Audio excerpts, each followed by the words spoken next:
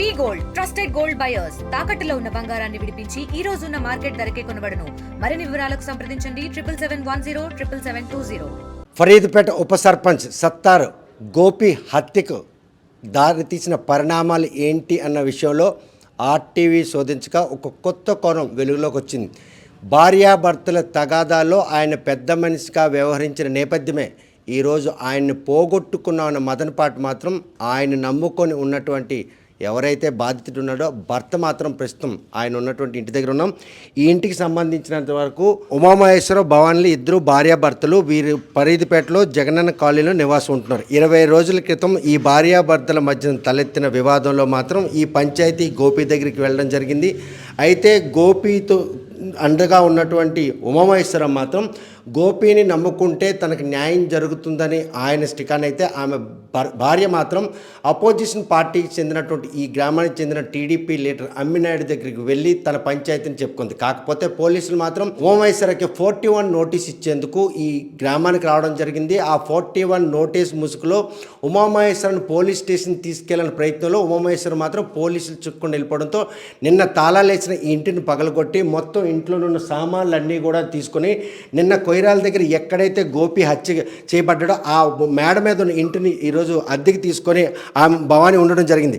ఈ నేపథ్యంలో ఉమామహేశ్వరం మాత్రం తన భార్యకి తనకు ఉన్నటువంటి వివాదమే ఈరోజు గోపి హత్యకు కారణం అని చెప్పేసి కూడాను ఆయన చెప్పడం జరుగుతుంది. ఇళ్లల్లో కూడాను ఒక లూటీ చేసే ప్రక్రియ అంటే ఏ పెద్ద మనిషి దగ్గరైతే భవాని ఆశ్రయించిందో ఆ పెద్ద మనిషికి సంబంధించిన మనుషులు పోలీసుల సమక్షంలో మొత్తం ఇంటిని లూటీ చేశారు. ఈ విషయం తెలిసినటువంటి ఉమామహేశ్వరం మాత్రం ఏమీ చేయలేని పరిస్థితుల్లో నిస్సహాయక స్థితిలో ఉండడంతో పాటు తన ప్రాణాలను కాపాడుకునేందుకు చేసిన ప్రయత్నంలో మాత్రం పోలీసుల నుంచి అయితే తప్పించుకున్నాడు. కానీ ఆయన పెద్ద మనిషిగా నమ్మినటువంటి గోపిని మాత్రం ఈరోజు హతమార్చడానికి తమ భార్యాభర్తల వివాదాన్ని వాళ్ళు మాత్రం వేదిక చేసుకుంటారు. చూస్తే కనుక ఉమామహేశ్వరరావు అదేవిధంగా భవాని వీరిద్దరికి కూడాను 2 ఆడపిల్లలు ఉన్నారు.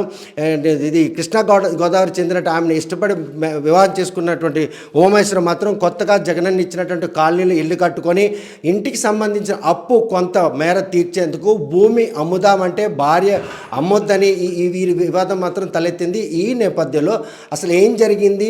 20 రోజుల క్రితం ఈ భార్యాభర్తల మధ్య తలెత్తినటువంటి వివాదంలో పెద్ద మనిషిగా ఉన్న గోపి హత్యకు దారితీసిన పరిణామాలు ఏంటని చెప్పి ఉమామహేశ్వరం అడుగుతారు. చూస్తే కనుక ఏం జరిగింది, గోపికి నీకున్నటువంటి సంబంధం ఏంటి, ఈ గ్రామస్తుడిగా గోపి దగ్గర నీ పంచాయతీ భార్యాభర్తల పంచాయతీ ఏం న్యాయం చేశారు?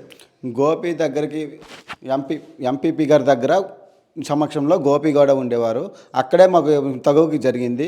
అక్కడ తగువు జరిగేటప్పుడు మాకు విడాకులు ఇచ్చేయండి, నాకు విడాకులు ఇచ్చేయండి అనే మా ఆవిడ అనేది. ఎంపీపీ గారు అన్నారు, నీకేం కావాలమ్మా, ఏటెటి కావాలో చెప్పు అని అడిగితే నాకు ఇల్లు రాసిమ్మనండి, భూములు రాసిమ్మనండి, అప్పులు మాత్రం అతనికి ఉండిపోని అతను అప్పులు ఎలా పడుకొని పిల్లలు మేము ఉంటాము, మాకు ఇల్లు భూములు రాసియండి, కానీ అప్పులు ఎలాగపోతే అలాగే పోని, ఆడు ఎడిపోతే అట్టే పోని, మాకు అనవసరం అన్నది. అంటే సార్ అలా ఎంపీపీ గారు గోపి అన్నారు, అలాగే అవుతుంది, అప్పులు తీర్చేస్తారు, తీర్చిన తర్వాత 4 ఓటాలు వేస్తారు, 4 ఓటాలు నీకు 3 ఓటాలు పిల్లలకి నీకు 3 ఓటాలు ఇచ్చేస్తారు, ఒక ఓటా అతనికి ఉండాలి కదా, మరి అతని జీవితంకి ఉండాలి కదా అన్నారు. అంటే అది కాదు సార్, మాకు అలా కాదు, మొత్తం మాకు ఇచ్చేవాళ్ళు అప్పులు అతను తీర్చుకోవాలి అంటారు.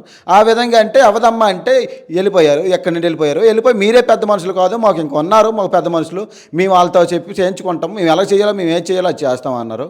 అంటే తర్వాత వెళ్ళండి అన్నాం. ఎంపీ ఈ ఊరు టీడీపీ నాయకుడు కొత్తకోట అమ్మినాయుడు దగ్గరికి వెళ్ళారు. వెళ్తే నేను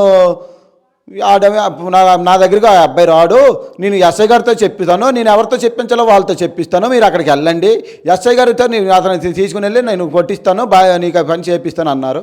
అంటే నేను ఎస్ఐ గారు ఏమో నాకు ఫోన్ చేశారు. ఫోన్ చేస్తే సార్ నేను రాలేను సార్, నేను కొట్టానో తిట్టానో ఊర్లో ఎంక్వైరీ చేయండి సార్, నేను ఏమైనా ఒంటి మీద చేయాల్సిన ఏ ఒకటైనా నాకు ఇబ్బంది లేదు, మీరు వేసిందని ఒప్పుకుంటున్నాను, నేను కొట్టలేదు, వీధిలో వెళ్ళి ఎంక్వైరీ చేయండి అన్నాను.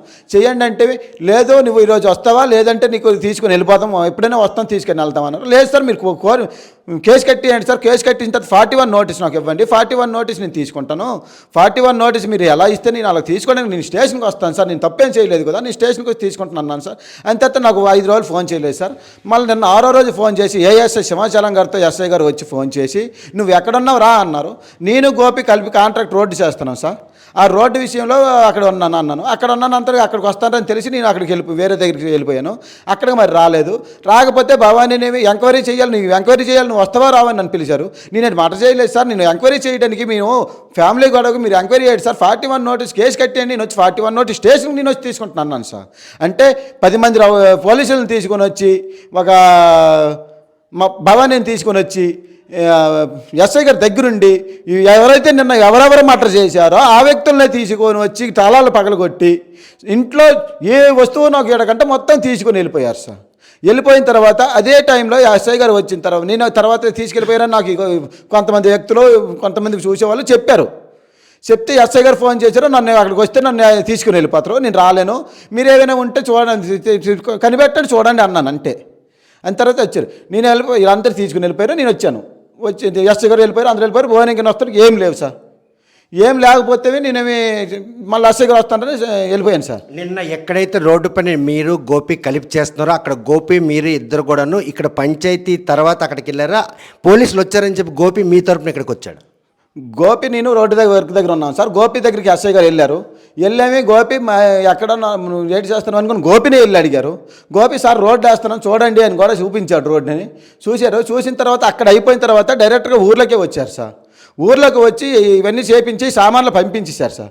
ఈ సామాన్లు పంపించిన తర్వాత మళ్ళీ వచ్చారు నా దగ్గరికి ఎస్ఐ గారు. వస్తే నేను రాను, నాకు 41 నోటీస్ ఇవ్వండి అంటే ఎంపీపీ గారు కూడా వచ్చి 41 నోటీస్ మీరు పంపించండి, టైం వేసి డేట్ వేసి 41 నోటీస్ ఇవ్వండి, నేను వస్తాడు, అతను వచ్చి స్టేషన్కి వచ్చి తీసుకుంటాడు, 41 నోటీస్ కదా తీసుకుంటాడు వచ్చి అన్నారు. అంటే లేదు మాకు పంపించండి తీసుకెళ్తాం అనుకుని అన్నారు సార్.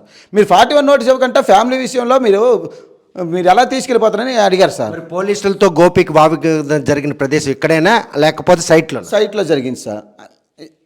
పోలీసులకి గోపికి సైట్లో వీళ్ళు ఇక్కడ వాదన ఇదిగండి సార్, కృష్ణ సార్ వాళ్ళ ఇళ్ళ దగ్గర వాదన జరిగింది సార్. జరిగితే గోపి అన్నారు మీ అంటే నీ తడాగా చూస్తామని ఎస్ఐ గారు అన్నారు సార్. అన్నీ 2 గంటలు అవ్వలేదు సార్, గోపిని చంపిస్తారు సార్. అంటే మీ వివాదంలో తలదూర్చిన దీనికి ఈరోజు ప్రత్యర్థులు ఈ వివాదాన్ని ఆపాదంగా చేసుకొని ఈరోజు గోపిని హతమార్చేందుకు ప్లాన్ వేశారు సార్. కావాలని ఇదే ఏదో ఒకటంటే డైరెక్టర్ వాళ్ళు చంపిస్తే పలానా చంపేశారు పలానా వాళ్ళు చంపేశారు అని చెప్పుకోవడానికి కాకంట పలాని ఫ్యామిలీ విషయంలో పోతుందని చంపేశారు సార్ గోపిని. చూస్తే కనుక ఉమామహేశ్వర భవానీల కుటుంబ కలహాలు ఈరోజు మాత్రం గోపి హత్యకు ప్రత్యక్షంగా తార్కాణం అని చెప్పి ఒక సుస్పష్టం అవుతుంది. 20 రోజుల క్రితం ఈ భార్యాభర్తల మధ్యన నెలకొన్నటువంటి తగాదా మాత్రం 2 పార్టీ నాయకుల వద్దకు మాత్రం ఆ వివాదం తీసుకెళ్లారు. భార్య మాత్రం ఎవరైతే ఉమామహేశ్వర్ ప్రత్యర్థి ఉన్నారో ఆ పెద్ద మనిషి దగ్గర తీసుకెళ్ళడం, అక్కడికి వెళ్ళిన తర్వాత వ్యూహాత్మకంగా పోలీసులను ఆశ్రయించి 41 నోటీస్ ఇస్తామని ఉమామహేశ్వర్ నమ్మబలికించి పోలీస్ స్టేషన్ తీసుకెళ్లాలని చేసిన ప్రయత్నం ఫలించకపోవడంతో పోలీసులు ఎవరైతే గోపిని హతమార్చారో వారందరూ కూడాను ఇంటి దగ్గరకు వచ్చి తాళాలు పగలగొట్టి ఇంట్లో సామాన్లు కూడా కొల్లగొట్టుకెళ్ళారు. ఈ విషయం తెలిసి ఇంటి దగ్గరకు వచ్చి చూసరికి ఏమీ లేకపోవడంతో ఈ విషయంపై ఉమామహేశ్వర్ తరపున గోపి కూడా ఎస్ఐని అడగడం, ఎస్ఐకి గోపికి మధ్య వాగ్వివాదం, ఈ పరిణామాలన్నీ జరుగుతున్న క్రమంలో అక్కడికి 2 గంటల సమయంలో అంటే గ్రామంలో తన దగ్గర తగుకై వచ్చినటువంటి ఉమామహేశ్వర్ తగును నెత్తినేసుకున్నటువంటి గోపి మాత్రం ఇక్కడి నుంచి బయలుదేరి మళ్ళీ సైట్కి వెళ్ళినటువంటి మార్గ మధ్యలో కొయిరాల మెడ దగ్గర ఈమె భార్య భవానీ నివాసం ఉంటుందన్న ప్రదేశం దగ్గర ఎక్కడైతే ఎవరైతే ఇల్లు పగలగొట్టారో ఆ మనుషులతో ఆయనపై దాడి చేయించి హతమార్చారని మాత్రం ఉమామహేశ్వర్ స్పష్టం చేస్తున్నారు. పోలీసులు ఈ విషయంలో మాత్రం చేస్తున్న దర్యాప్తులో రాజకీయ ప్రమేయం లేకపోయినా కూడాను భార్యాభర్తల తగాదాలో ప్రధాన భూమికి పోషించినటువంటి ఏదైతే గోపి ఉన్నాడో ఆయన హతమార్చడానికి మాత్రం ప్రత్యర్థులు వ్యూహం పన్నారు అనడంలో ఎటువంటి అతిశక్తి లేదు. ఫరీద్పేట గ్రామం నుండి వీడియో జర్నలిస్ట్ రామకృష్ణతో సత్యం, ఆర్టీవీ, శ్రీకాకుళం. తెలుగులో న్యూస్ కి ఫాస్టెస్ట్ యాప్ ఇప్పుడు టోటల్లీ న్యూ అవతార్లో జస్ట్ 5 సెకండ్స్ లో కంప్లీట్ న్యూస్, సోషల్ మీడియాలో ట్రెండ్స్ కి one stop solution, live TV app, voice search option తో ఇప్పుడే డౌన్లోడ్ చేయండి లేదా అప్డేట్ అయిపోండి. యాప్ లింక్ డిస్క్రిప్షన్ లో ఉంది.